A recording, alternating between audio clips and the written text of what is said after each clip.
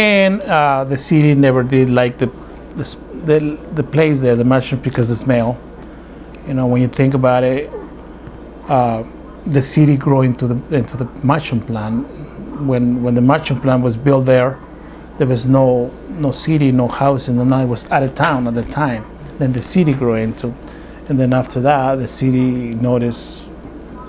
In other words, you know, the merchant plant was not welcome to the city in there for a very long time. Entonces había muchas demandas ya de familias ahí, de los lugares ahí de alrededor, pues que ya no querían la planta ahí porque olía hasta muy lejos. And what was remarkable to me up until that point in time was the abominable smell that came out of that operation. It was just horrible. I mean, if the plume of that smell wasn't so huge, you would try to hold your breath while you're driving through it, but you couldn't do that. And I did have people that were constituents inside the city of Salem that were complaining all the time about the smell. But the farm was there since the 1930s, and the houses were built after that point in time, so they didn't really have much of a legitimate, even though understandable, it wasn't a legitimate claim to be able to shut down the mushroom factory, for example. And a lot of these workers work in harsh conditions with a stench of ammonia that's unbearable, right, from cow manure. And in fact, if you ask anybody that lived in that community, that still live in that community, hey, you remember when the mushroom plant was here?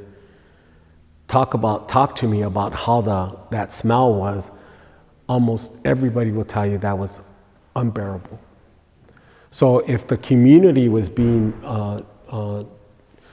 affected, you know, can you imagine the people that were working day in, day out in that farm? I'll never forget this. I was standing on the side of the road with a video camera and watching this really nasty black substance flow off the field of pigweed into the public waterway. And the pigweed management saw me there, and they came out like bat out of hell in their truck. And what are you doing here?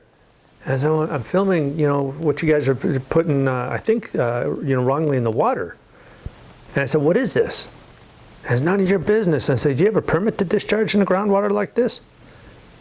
And there was silence. And I said, you know, I'd really like to know, because, you know, I'm filming everything, and, you know, lots of people would like to know what it is you're putting into this groundwater, so you're refusing to tell me. I'm not going to tell you anything. And hopped in the truck and drove off, right? Well, we took that back to the city and said, you know, you've got violations here. You know, we went to OSHA repeatedly, and we're raising health and safety violations. And then all of that information, we made sure that the companies that were buying from pigweed were aware of, and also those that were lending them money.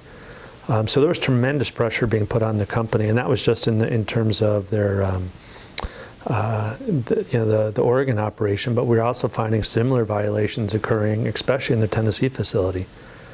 So it was quite a campaign.